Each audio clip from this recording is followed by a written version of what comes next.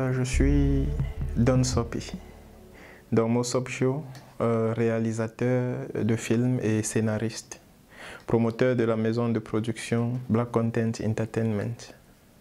Je ne trouve aucune raison valable pour choisir un prénom occidental, surtout que je ne sais pas trop quelle est censée être la relation réelle entre ces prénoms et moi-même. Par contre, mes noms, les deux noms que mes parents m'ont donnés, je sais exactement ce que signifient ces noms.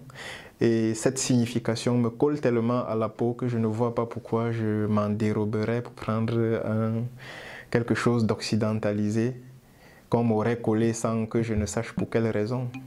Voilà pourquoi j'aime mes noms.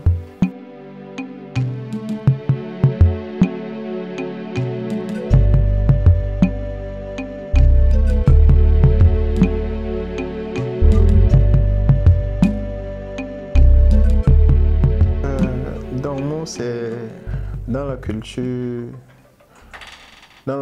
Yemba, chez les Bafou, c'est le nom le plus précieux qu'on ait donné à un citoyen parce que c'est le nom royal de ce village Bafou. Et Sopjo veut dire littéralement creuse et trouve. Donc ça veut dire bats-toi. Alors ces deux prénoms mis ensemble me donne toute la signification, donne tout le sens à ma vie. Oui, celui-là qui doit perpétuellement se battre pour pouvoir trouver de la satisfaction. Et depuis que j'ai appris à connaître la signification de ces deux noms, ils me vont tellement bien que je ne saurais m'en passer pour prendre autre chose.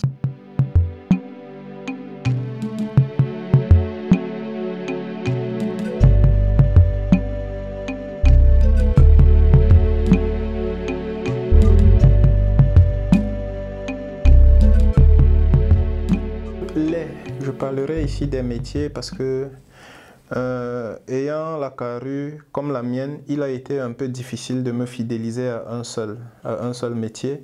Mais essentiellement, je suis entré au cinéma par l'écriture du scénario parce que je suis dramaturge à la base. J'écrivais des pièces de théâtre depuis belle lurette.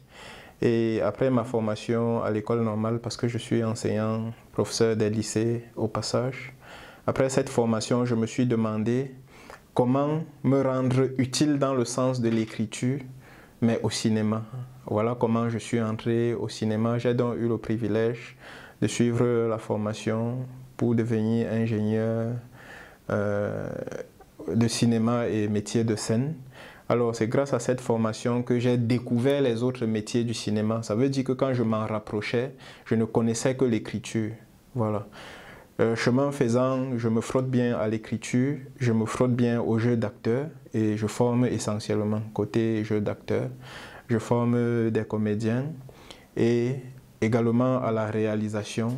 Depuis récemment, j'ai suivi quelques formations qui m'ont permis de me capaciter dans le sens de la réalisation. Donc voilà essentiellement dans le domaine du cinéma les trois métiers dans lesquels je me reconnais aisément. La réalisation, l'écriture et la direction d'acteurs.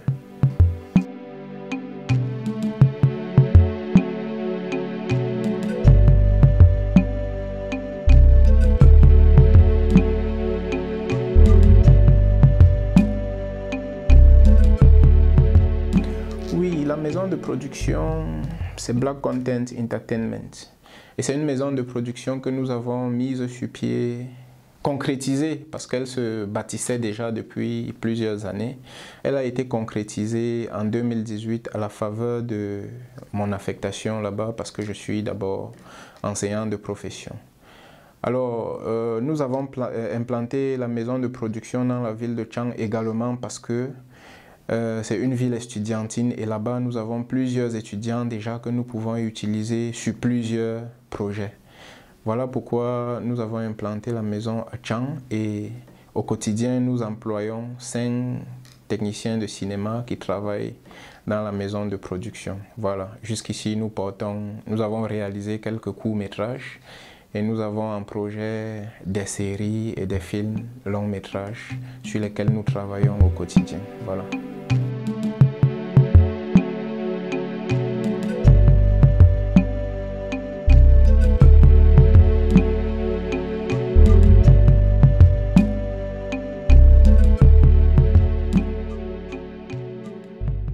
à première vue, le cinéma et l'enseignement ne sont pas deux choses qui se rapprochent. Mais pour moi, les deux, je les perçois comme des modes de sensibilisation, des modes d'éducation. C'est à ce niveau que je fais le rapprochement entre les deux pour que les deux, à mon niveau, ne fassent qu'un. Parce que la mission sociale que je me donne, c'est celle de transmettre des messages, c'est celle d'éduquer. Alors, le cinéma est naturellement un moyen d'éducation par lequel je réussis à faire mes sensibilisations. En termes d'occupation, parce que le cinéma est aussi jaloux que l'enseignement, je devrais reconnaître qu'au quotidien, je dois me battre doublement pour pouvoir être autant présent et satisfaisant sur le plan éducationnel, sur le plan de l'enseignement, que sur le plan cinématographique. Voilà. C'est un gros défi, mais un défi auquel je me soumets depuis bientôt 10 ans maintenant, et je crois que les deux s'allient sans trop de difficultés à mon niveau.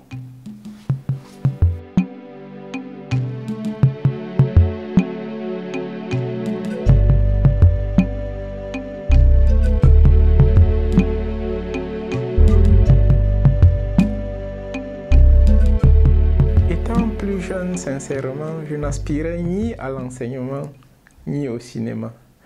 Étant plus jeune, je rêvais être journaliste. Ça, c'est le rêve que j'avais le plus fou, mon rêve le plus fou. Mais je reconnais que ce rêve, je l'avais pour ma mère. Parce que chaque fois qu'elle regardait la télévision, je voyais à quel point elle était immergée, elle rêvait. En fait, elle n'en revenait pas que ce soit les enfants des gens qui soient dans cette télé en train de parler autant.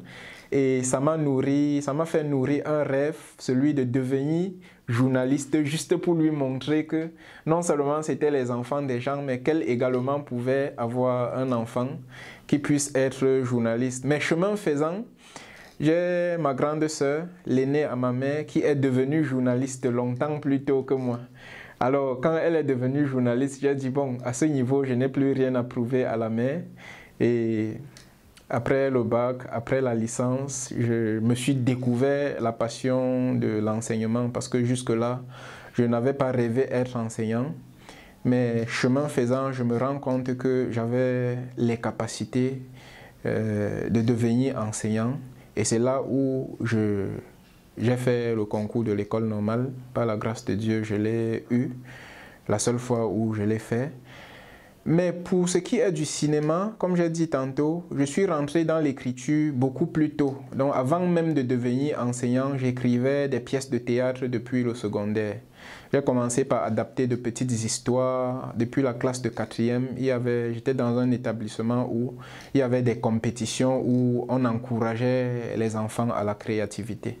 C'est donc comme ça que, gagnant de la classe de 4e jusqu'en terminale, chaque année je gagnais des prix dans le sens de l'adaptation d'abord et par la suite de l'écriture. C'est tout ça qui m'a galvanisé à m'installer dans l'écriture. Alors quand j'arrive au supérieur, je découvre le cinéma, je me demande comment est-ce que je peux être utile à ce métier par ce que je connais, l'écriture. C'est comme ça donc que je rentre là-dedans. Donc mes deux passions se sont forgées pendant que je grandissais. Ce ne sont pas mes passions d'enfance. Dans l'enfance, ce n'était que le journalisme, mais en grandissant, j'ai pu faire mieux que cela. Voilà.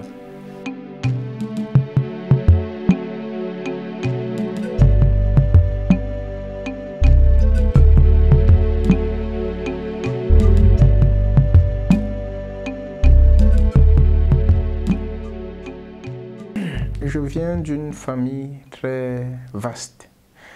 Je ne sais, le 40e fils d'un papa qui avait 12 femmes.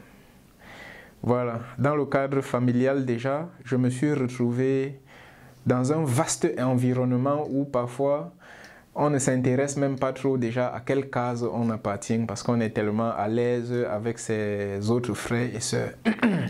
Mais en ce qui concerne ma mère, elle a 8 enfants, dont je suis le 8e. Elle a 4 garçons et 4 filles.